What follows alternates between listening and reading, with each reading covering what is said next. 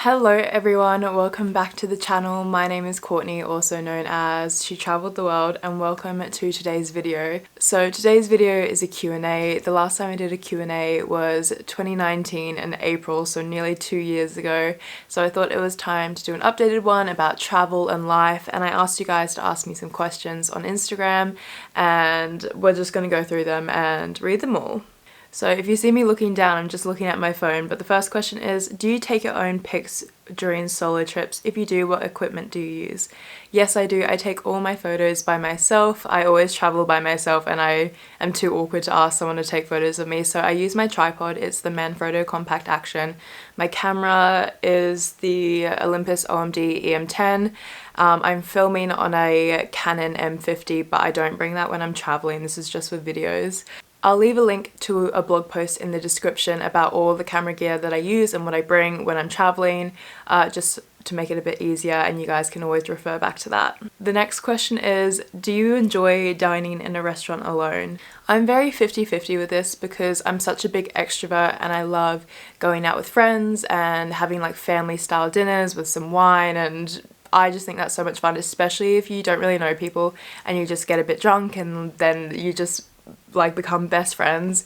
I love that, but I also don't mind eating alone. Like, I've done it so often now that I'm very comfortable just being at a restaurant by myself. I think a lot of newbie solo travelers think, oh my god, people are staring at me, people think I'm weird for eating alone, but people aren't looking at you. People aren't gonna be like, oh, she's so weird. Like, just enjoy your own company, and I think it's something that you grow to learn, and I've grown to really enjoy being by myself. So I quite enjoy being at a restaurant by myself, but also I love going out for dinner with friends. What would you say is your best quality? I love my spontaneity, and I love it when another person kind of matches that as well, and you just kind of end up doing something and you're like, why did we do that? But I just think it's such a fun, like almost like childlike quality to have, which I think a lot of people want to grow up so quickly. So having that like essence of like not childhood, but if you know what I mean, like it's just fun, you're just there living life and enjoying yourself for what it is. So I think that's probably my favorite quality. What are your favorite IG profiles? So obviously my Insta best friend Leah, we FaceTime once a week and we talk about business things. I also really like, I can't remember what her full Instagram name is, Jolie Janine or something I think is her name. She's got stunning photos. And also I like Helene in between. I like her blog and I like her Instagram. I think her content's really interesting and really engaging. Okay, the next question is, what do you usually cook in hostels? So I'm vegan, and I usually keep things very simple because otherwise if you buy lots of ingredients they usually go off and you just waste money. So usually like a veggie pasta, simple, really easy. It's really easy to like share with people because everyone likes pasta. Any like kind of staple grain with like some kind of protein and veggies, so like rice, chickpeas, and like a salad or something really simple that like it doesn't really cost a lot or doesn't take forever to make. Or like a curry is good if the hostel has spices. Sometimes they don't, which is annoying, but I don't know, sandwiches, salads, anything simple. Like I'm not that fussy, and then like I'll snack on like hummus and olives throughout the day. Okay, how did your parents react when you told them you were going to go traveling? So my parents didn't really say anything. They both traveled a lot when they were younger. If you guys know Kentucky tours, they're like youth tours. My mum was a Kentucky leader for like 2 seasons, I think. So they both traveled a lot. They traveled when they met, and you know, we traveled a lot growing up. We went to like Sri Lanka, China, Morocco, like we did a lot of traveling. So for me to be like, oh, I want to continue doing like a gap year, and they were fine with that. They didn't really say much, which is good. Why is traveling by yourself so good? I like it because I like the freedom of it. I'm very much a person, I hate feeling like I have to look after someone. So although I love my friends, traveling with them, I wouldn't want to feel like I have to be like, oh, like, are you okay? Like, I'd rather just be like, okay, well, I'm just gonna go do this and then I'll catch up with you guys later, and you know, oh, like I've had fun here but I'm ready to like move on to the next place, or I really enjoyed this place I'm going to stay a bit longer, without feeling like you have to be like, oh, how do you feel about this, and would this be okay with you? Like, I mean, I guess that's compromise, but I kind of just enjoy being like, I'm here, I'm gonna do this, and that's how I feel. I also think it's so much easier to meet people when you're by yourself because you don't have that kind of security of knowing someone already. I feel like a lot of people, like if they're traveling with a friend or in a group, they're like, oh, like we're just having fun already, so we don't really feel the need to meet people. Like obviously you still do, but by yourself you're like, oh, like I don't really have another choice but to kind of mingle and socialize. And I've made the most insane friends from kind of just striking up a conversation out of nowhere, and you know, years down the line we still talk nearly every day, so that's like my favorite thing for sure. What do you do when you're swimming by yourself? Where do you leave your stuff? So if I know I'm going swimming at the beach, I won't bring my camera gear or anything like super valuable. I'll usually just bring my phone and my headphones, and then I'll just kind of tuck them away in my clothes. I've never had an issue, and I always kind of keep an eye on my bag in case people do get close. But someone told me this and they were like, you know, if you are in the ocean and someone does take your phone, like you won't be able to catch them by the time they like run away. So, you know, like what can you do? And I was like, that's actually a really good point. Like what can you do? You just gotta like go with the punches, I guess. So yeah, I usually just tuck them away. Okay, how long have you been solo traveling for? I started solo traveling when I was 19. So my first solo trip was to Luxembourg, and then I did like kind of half solo trips. So I'd travel by myself for a couple of days, and then I'd meet up either with like my mum or like some friends, and then I'd travel with them. And then my first like solo trip after Luxembourg was, oh my god, I guess Croatia in 2018 was like my big first solo trip, and I was there for about 4 months. Any big travel goals? 100 countries, 7 continents, etc. So I used to want to visit every country in the world, but I feel like now I'm much more quality over quantity, so I'd rather be able to spend some time in a place, really get to know it, and like kind of enjoy the culture, enjoy the people without feeling like I have to like rush around to like heaps of different places to try and like get it all done. So ideally like 100 to 120 countries would be amazing. I'm at I think 48 now, so I don't feel like it's that far out of the ballpark, but I mean we'll see. What is the worst thing about hostels? You do get the people who are just so inconsiderate and so just like in their own world. Like when people come in at like 2 or 3 in the morning after a night out and they'll turn the light on, or they'll like wake up at like 4 a.m. and they'll be packing their stuff really loudly. It's like, you know, you're in a communal space and you know that other people are sleeping, so why would you not consider that beforehand and like pack your stuff? Or, you know, if you're gonna be loud and stuff, don't just don't. Like I really don't get it. So that's probably like the worst thing. And snorers as well. Oh my god. When I went to London and I stayed at Phoenix Hostel, the man was just snoring so loudly to the point where I was going to wake him up and I was going to like be like, please stop because I can't sleep. But I didn't because I would have felt rude. Have you ever done interrailing? Yes, I have. I went interrailing with my best friend Esther, and we did Paris, Lauterbrunnen, which is in Switzerland, and we did Florence, Cinque Terre, and Rome, and then we did a Contiki in Greece.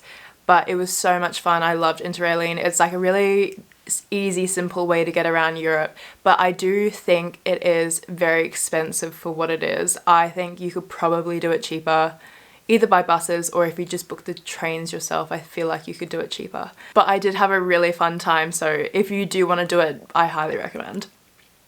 Very specific question. Where did you stay in Positano, or did you just go for the day?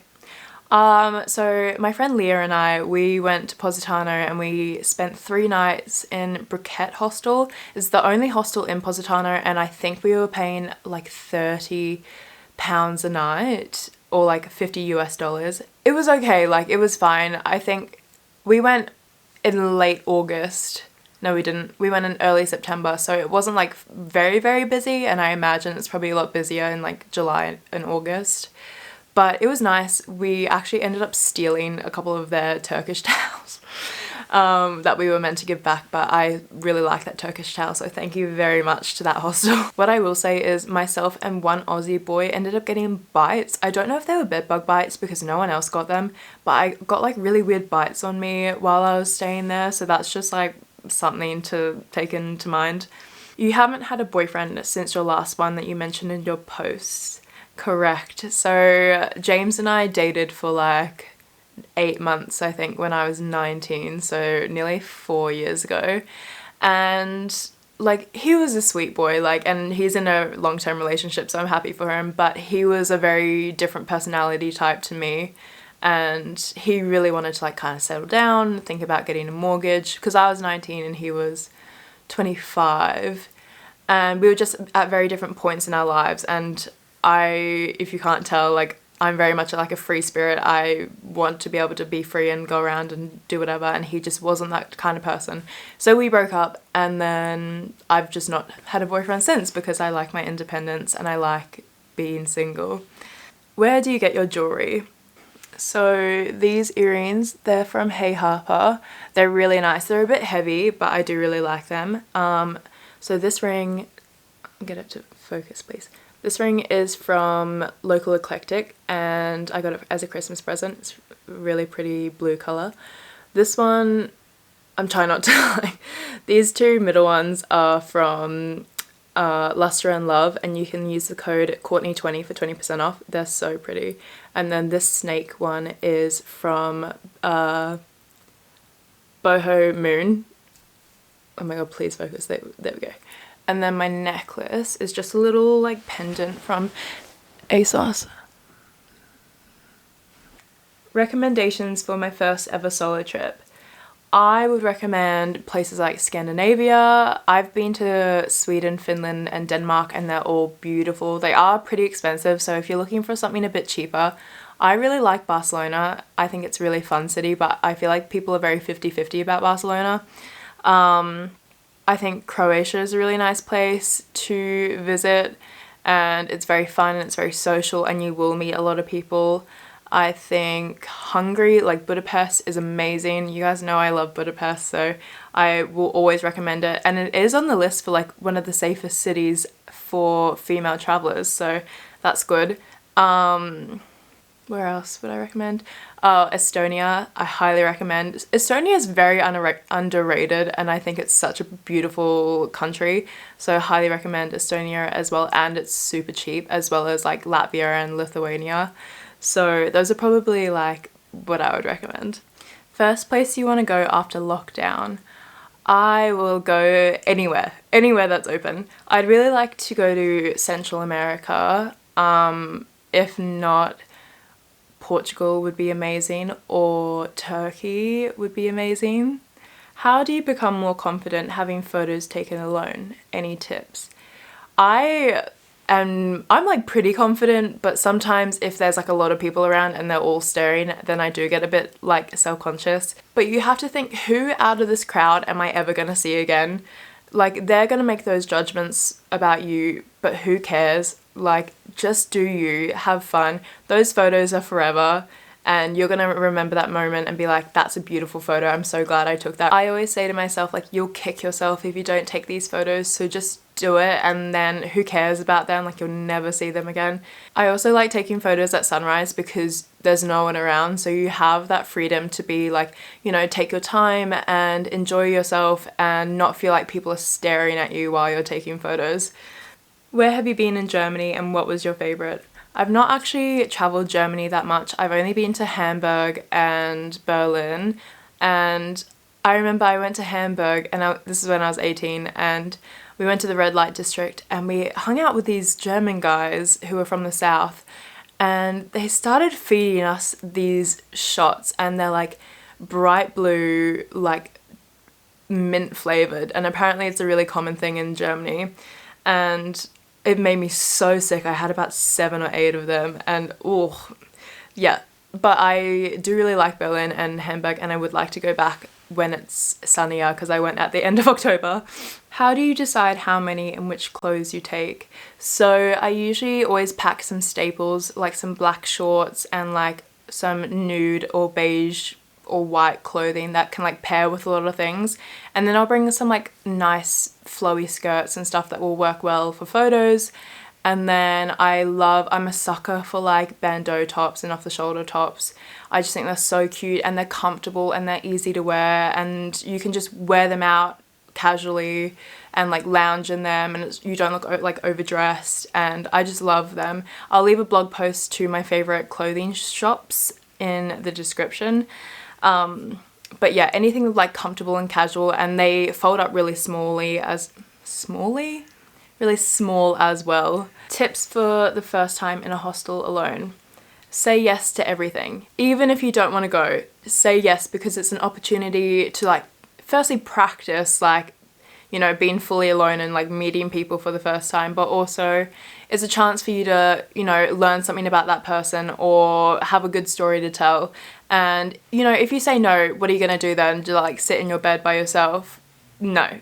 This is your opportunity to get out there, meet some real crazy people and just have the best time. So I highly recommend just say yes to whatever comes your way, and worst case scenario, you have some great stories to tell. Do you take a hold bag or do you just use hand luggage when you're going on flights? I usually only bring carry-on when I'm traveling, just because my big 65-litre bag, which I would put into like the hold, it's massive, and then I always end up overpacking, and then I'm carrying around all this stuff and I'm like, why did I bring it?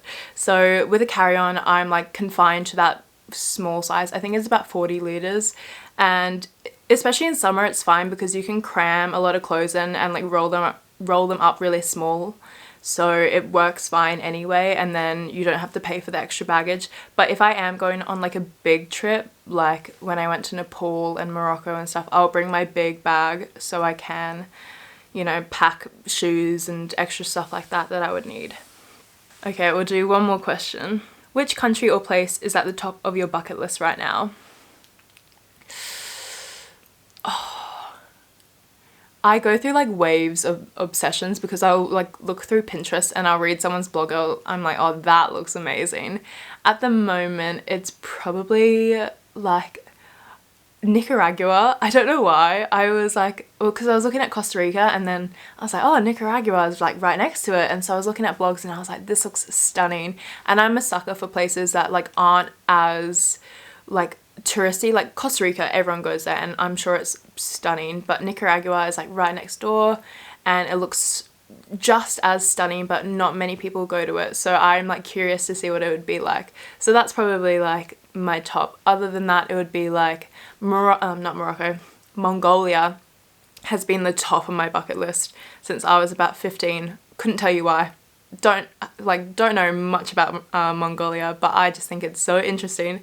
I would just love to go and just see what it's like. So that is everything for this video. Thank you so much for everyone who asked questions, and thank you for watching, and I will leave a link to my blog down below, as well as my Instagram and Pinterest and TikTok and all that good stuff. Please leave a like and please subscribe if you like this video, and I will see you guys very, very soon. Bye.